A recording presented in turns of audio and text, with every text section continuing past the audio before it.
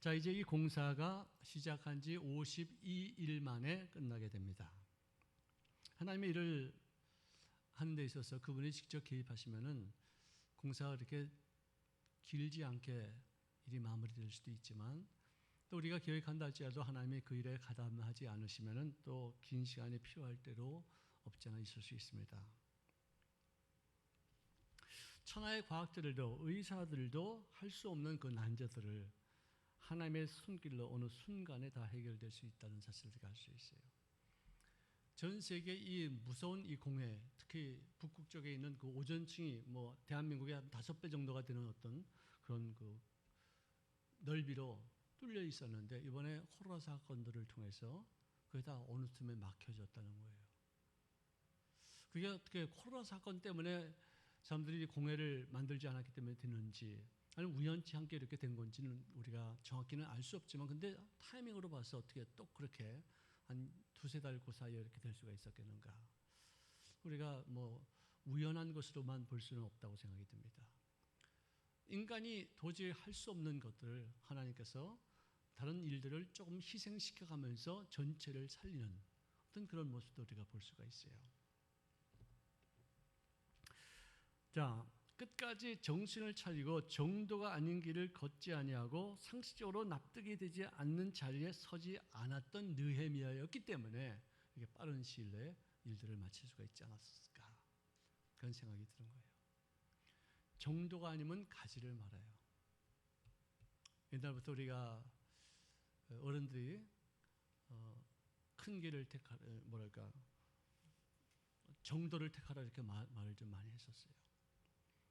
이 느헤미야는 참 우리가 볼 수 있는 것이, 항상 말씀을, 어떤 자기의 행동을 거리를 말씀의 기준에서 이렇게 했었어요.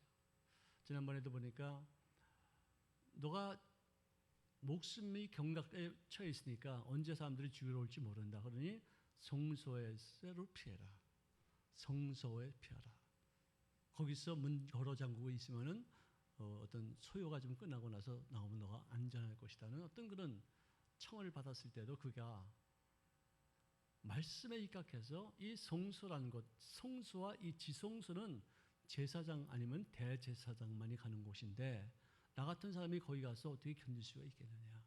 정확하게 말씀에 대비해서 하나님 율법에 비추어 봐서 이것은 해야 될 것이다, 안 할 것인가를 구별하는 거예요. 죽더라도 나는 여기서 죽지 성소 들어가서 죽지 않겠다. 그러니까 지회종들이 사람들에게 어떤 타협할 수 있는 것도 말할 수 있겠고 또 이렇게 절충할 수 있는 것도 말할 수 있겠지만, 그러나 일단은 정확하게 말씀을 딱 전해서 그들이 선택할 수 있도록 해줘야 돼요. 저도 이렇게 좀 화합하는 데 많이 힘을 쓰다 보니까 절충하고 또 타협하는 어떤 그런 부분도 참 많이 있지만, 그렇지만 하나님 앞에 타협할 수 없는 일에 대해서만큼은 정확하게 선을 그어야 될 때가 참 많이 있어요. 느헤미야가 그런 모습에서 우리에게 참 좋은 귀감이 되고 있습니다. 자, 마침내 이제 귀한 사역을 성취하게 되는데, 이 일 때문에 사탄에 속했던 사람들이 크게 낙담하는 놀라운 역설이 이렇게 되어져요. 여러분 오늘 뒤에 이 말씀 보세요. 우리 교회가 평안하여 든든히 서가고 주를 경외함과 성령의 위로로 진행하여 수가 더 많아지나. 이 교회의 부흥이 뭐냐면은 하나님을 두려워하는 마음, 하나님 앞에 경외심을 갖는 마음, 그 다음에 또 잘못한 인생이지만 위로해주고 또 용서해주고 새로운 기회를 주시는 어떤 그런, 이게 두 개가 같이 있어야 하는 거예요. 옛날에 장로교회는 너무 선지자적인 역할만 해서 하나님을 두려운 어떤 존재로만 여겼고, 옛날에 순복음교회는 하나님은 무조건 좋으신 하나님으로 여김바 되어져서 그것이 이렇게 상충이 되어져서 많이 어려웠었는데, 지금 많이 이렇게 서로 간에 조화를 잘 이루는 것이 아닌가 생각이 들어요. 하나님은 두려우신 분이죠. 정말 무서운 분이시죠. 경외심을 갖고 선지자 역할을 해야 돼. 잘못된 것은 지적하되 뭐 상처를 당하게끔 하는 것이 아니라 정말로 진정 어린 마음으로, 감정에 섞이지 않은 마음으로 말씀을 전하고, 그 다음에 또 죄를 짓는 인생들, 또 실패하는 인생들, 또 낙담하는 인생들, 버림받은 인생들에게 주의 말씀으로 위로해주고 주의 함께 하심으로 인해서 또다시 용기를 주고 그것을 극복할 수 있는 어떤 힘을 공급하는 어떤 이런 사역이 밸런스를 맞춰야 되지 않겠는가 생각이 드는 거예요. 항상 위로만 해줘도 안 돼요. 또 항상 야단만 쳐도 안 돼요. 이게 밸런스를 맞춰야죠. 채찍과 뭐죠? 홍당무, 당근과 채찍이 겸비된 어떤 사역, 중요하다고 생각이 듭니다. 자, 오늘 이 16절에 보니까 우리 모든 대적과 주위에 있는 이방 족속들이 이를 듣고 다 두려워하여 크게 낙담하였으니 그들이 우리 하나님께서 이 역사를 이루시는 것을 알미니라. 하나님이 함께 하시는 모습을 보면은 모두가 다 경외심을 유발하게 되어져요. 기도도 부욕도 전도도 가정들이 살아가는 것은 시간의 문제가 아니라 순종과 협력을 어떻게 하느냐, 이것이 문제예요. 힘을 빼는 일도 있고 나를 주저앉게 하는 일도 있고 또 방관하면서 구경만 하는 사람들이 있는데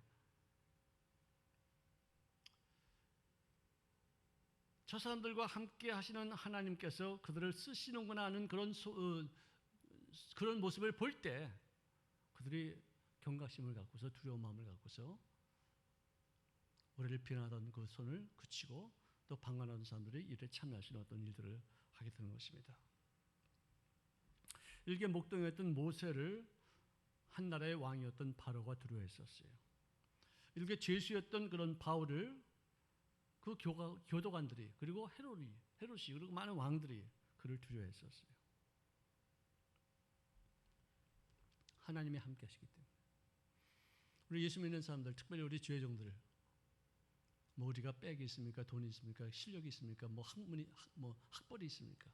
아무것도 없어요. 우리가 단지 하나, 하나님이 함께 하신다. 이거 하나밖에 없어요. 이것도 기도를 많이 해야지 이루어지는 것이지, 하나님이 함께 하신다는 어떤 그런 상황이 없으면 그 사람은 권위도 잃고 말씀도 능력이 없고 아무짝도 일할 수 없어요. 그래서 기도해야지 돼요. 구역장도 마찬가지예요. 지역장도 마찬가지예요. 하나님이 함께 하시는 리더다. 이런 어떤 그 분명한 표적이 있어야지 되겠다 이것이죠. 역사학자들 요세푸스는 이 예루살렘 성벽 내지는 그 문고리를 달고 모든 잘못된 것을 수리하는 것을 최소한 2년은 좋게 걸리고도 남은 그런 어떤 큰 공사였는데 어떻게 이렇게 52일 만에 한 달 한 반, 두 달 좀 채 못 되죠. 이렇게 만에 끝낼 수가 있었겠느냐. 이것은 정말로 하나님의 역사하셔서 모든 사람들의 마음을 일치감을 갖게 하고 협력감을 갖게 하고 어떤 방해도 어떤 유혹도 어떤 협박도 두려워하지 않고 일체 매진한 그 결과다라고 우리가 말할 수 있을 것입니다. 우리를 항상 시작과 마지막이 참 중요하죠. 축구 경기를 보면은 시작할 때 5분과 마칠 때 5분이 가장 조심해야 된다고 합니다. 시작할 때 느헤미야는 기도로 시작하고 조심스럽게 왕의 허락을 얻기까지 참 너무나도 고군분투했고 마지막에 이제 문고리만 달면은 이제 또 완성하는 어떤 그런 순간에도 많은 협박이 있고 많은 유혹이 있었고 많은 어떤 미혹이 있었지만 그것을 끝까지 잘 견뎌서 드디어 52일 만에 이 모든 일을 완성하게 된 줄 압니다. 그래서 우리 정말 시작과 과정과 마지막까지 끝까지 유종의 미를 거두면서 고군분투하며 끝까지 일관성 있게 모든 일들을 잘 마칠 수 있기를 주의 이름으로 축원합니다. 기도하겠습니다. 사랑하시는 주님 고맙습니다.